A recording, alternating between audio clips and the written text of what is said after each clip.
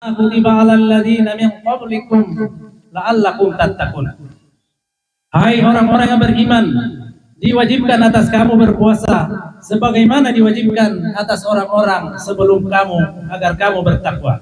Al-Baqarah ayat 183. Implikasi takwa dalam kehidupan sehari-hari diantaranya adalah menjadikan Al-Quran sebagai landasan dalam mengarungi hidup. Hidup bagaikan berada di atas perahu mengarungi samudra yang luas. Maka diperlukan pedoman sebagai kompas, sebagai pedoman kehidupan bagi orang-orang yang bertakwa. Kompasnya adalah Al-Quran.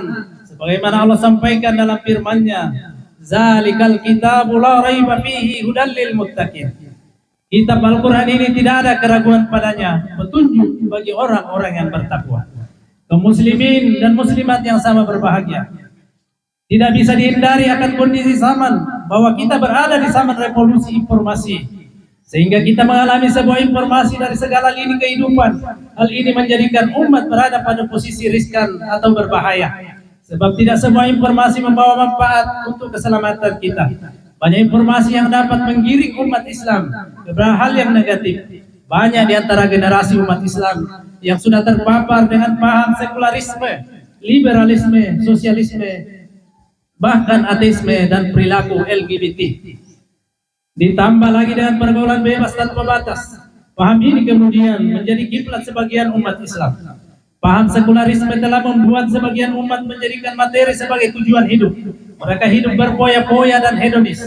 Akibatnya demi mendapatkan kekayaan atau harta, tidak ada batas, tidak ada halal dan tidak ada haram. Sementara paparan liberalisme telah membuat sebagian umat menganggap semua agama sama, sehingga umat Islam sangat mudah berpindah akidah alias murtad. Akibatnya presentasi umat Islam sekarang ini menurun dari 90% menjadi 86%. Sedangkan paham ateisme mengakibatkan banyak di antara manusia tidak percaya adanya Tuhan, sekaligus tidak beragama, tidak percaya adanya akhirat, surga, neraka. Bahkan mereka mengatakan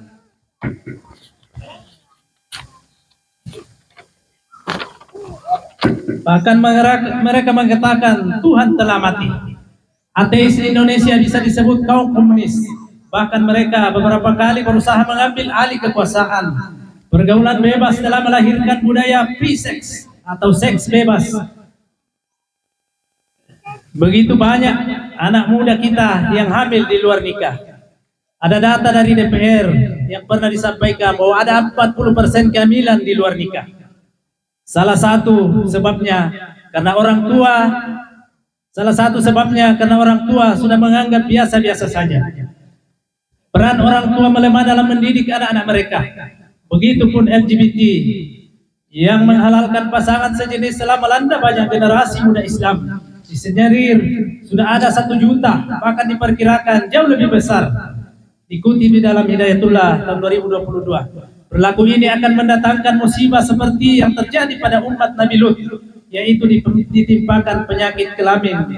Perilaku LGBT juga mengancam keberlanjutan umat, sebab bagaimana mungkin lahir generasi dari manusia yang sejenis.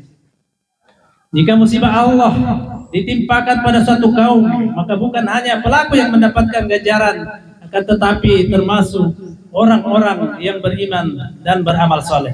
Hal ini disampaikan oleh Allah Subhanahu wa taala dalam firman-Nya, "Wattaqu fitnah la tuziban ladzina samu minkum khassa wa'lamu annallaha syadidul iqab."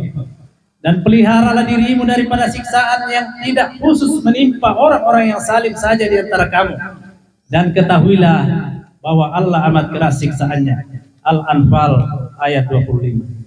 Kaum muslimin dan muslimat jamaah salat Id yang sama dimuliakan oleh Allah. Allahu Akbar, Allahu Akbar, walillahil hamd. Orang-orang yang bertakwa menjadikan Al-Quran sebagai petunjuk, akan mampu mengatasi semua kepercayaan atau isme-isme atau pemikiran manusia yang dan termasuk perilaku menyimpang dari kodrat manusia, sehingga yang akan tegak adalah agama Allah Subhanahu wa taala. Hal ini telah disampaikan Allah Subhanahu wa taala, "Walladzi arsala rasulahu bil huda wa dinil haq yuzhirahu 'ala dini kulli walau karihal musyrikun.